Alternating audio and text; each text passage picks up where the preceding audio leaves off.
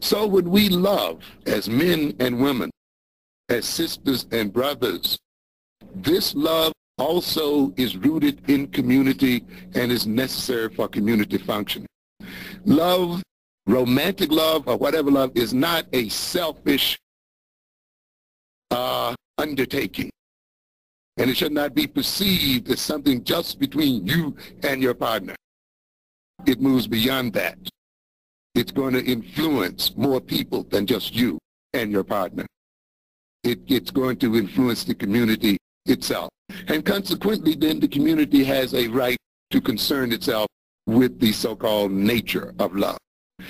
Love, along with the related concepts such as oneness. And we see people wanting to get a sense of oneness when they're in love. Unity, uniting, being together.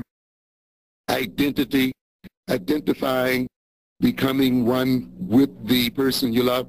It becomes interesting. We talk about love in terms of blood relations. And yet the person you marry is really not your blood relation in actuality. But yet somehow that love, if it's right, becomes as strong or sometimes even stronger than blood relations, you see. So because love tends, as we see it in this culture, to unite and bring about identity between two or more people that goes beyond their biological relatedness, that often is stronger than their biological relatedness. Love, along with commitment, caring and sharing, belonging, relatedness, commonality, having things in common, is that which creates a community, is that which supports a community and maintains a community. So then the thing that keeps a community together is, of course, the nature of love that inheres in its families and between its families. And ultimately, the nature of love that is out toward the community itself and toward one's people. And all of this influences the nature of romantic love.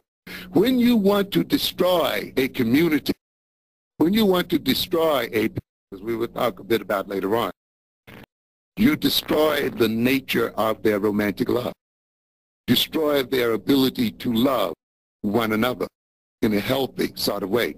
And we will see.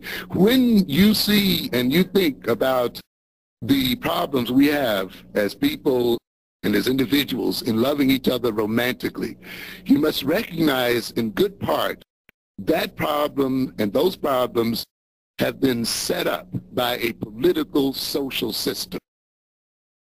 Because we shall see that love, the love that we have for one another, is the greatest threat to the people who rule over us.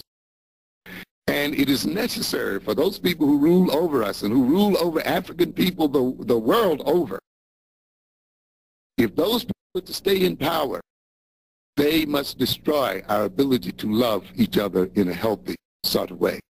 This is why, even if you're concerned with your individual love for your boyfriend or your husband, you cannot separate that love from what is going on in the world, politically and socially, because the nature of that love is defined by the political, social circumstances. And if you can't understand why you have problems in your love relations, perhaps a good part of it is because you have not taken time to understand the nature of the political, social situation in which you live, because you have been made to think that your love is merely the concern of you and your partner and not rooted in what is going on in the world.